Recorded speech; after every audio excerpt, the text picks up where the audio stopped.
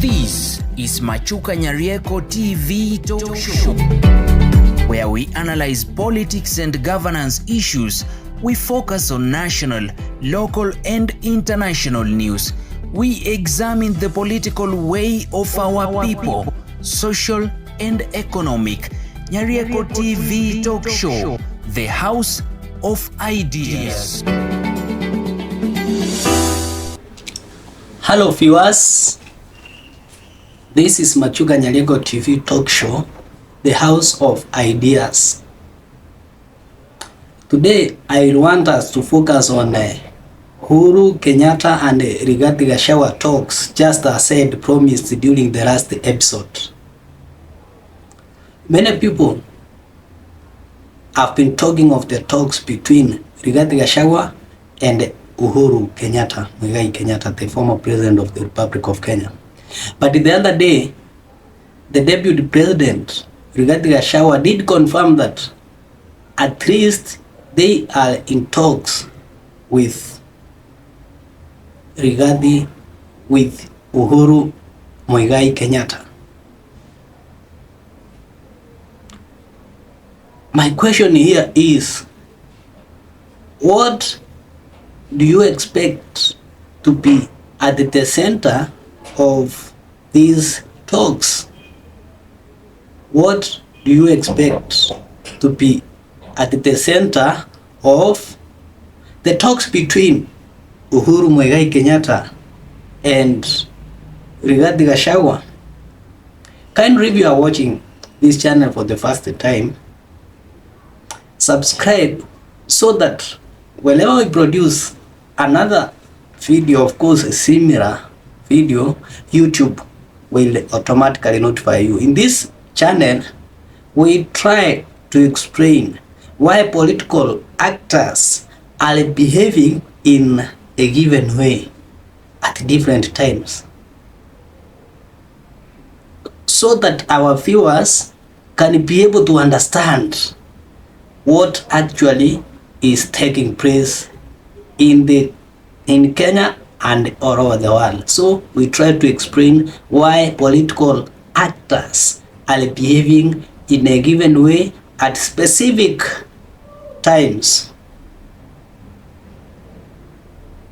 And to our subscribers, thank you for your continued support, and God bless you, because you are the pillars of this channel. So back to our discussion. Why do you think we have silent talks between Uhuru Kenyatta and Rigathi Gachagua? Of course, when you see two political actors coming together, know that there are a specific interest that is bringing them together. They must have a specific interest that is bringing them together. For instance, when Uhuru Kenyatta and William Ruto came together, they had a common problem, that was Hague. And therefore, they were to fight in and out so as to ensure that they have been elected to presidents, so that at least they can be able to protect themselves. But is the case similar to Uhuru Kenyatta and Rigathi Gachagua? Remember that when Uhuru Kenyatta left power, he wanted the former prime minister to succeed him in all ways and means, such that he could even use the DCI, he could use any other means, the EACC and any other thing, taxman, to frustrate those who were against this idea.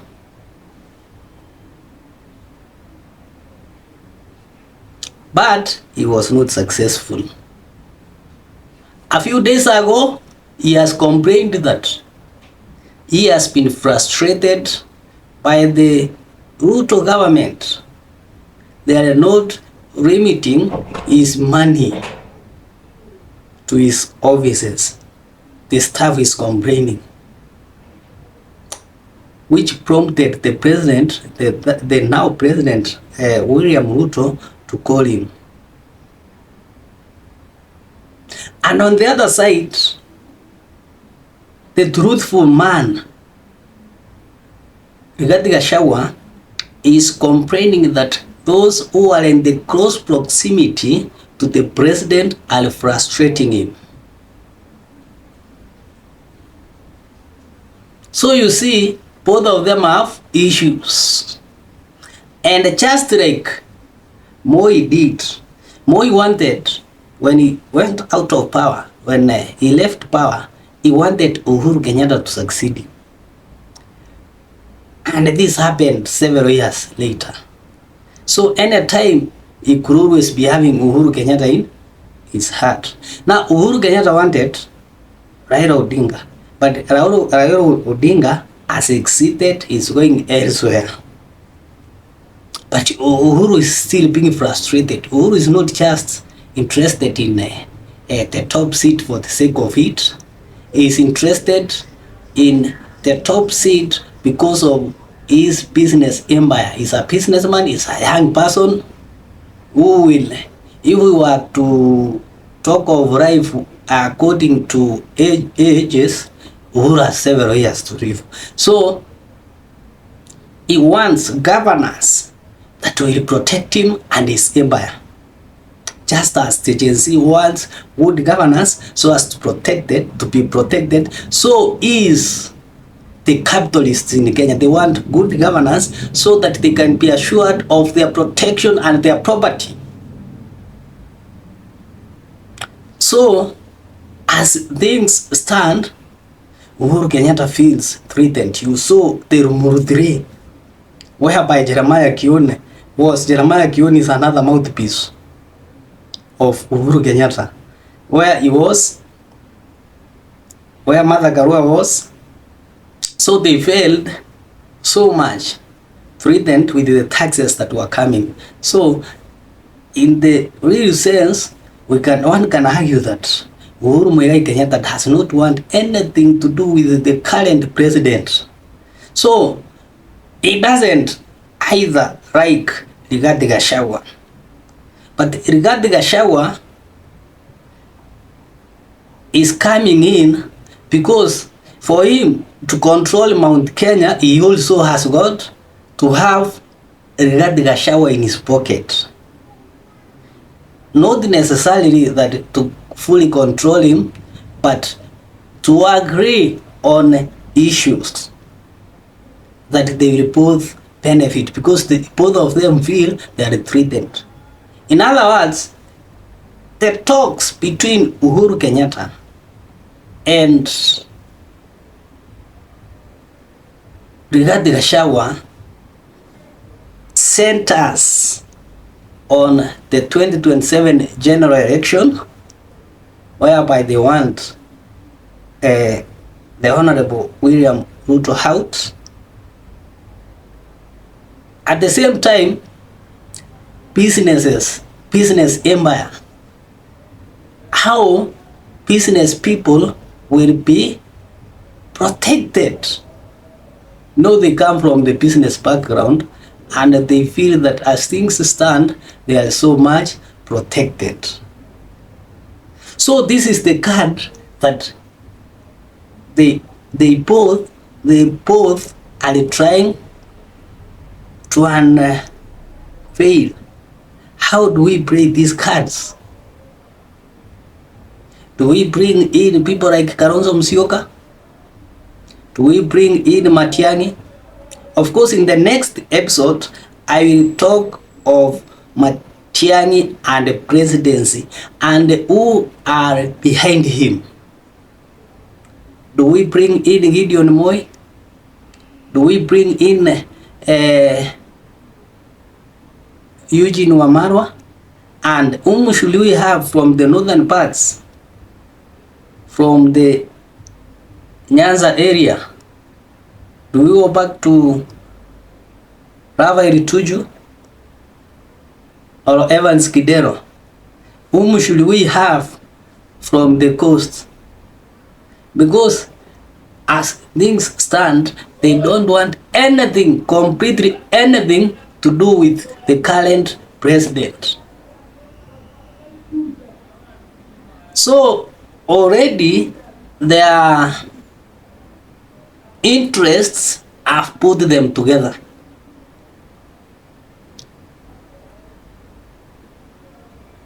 The cards on the table now is 2027. What should we do? So in our next episode, we shall look at critically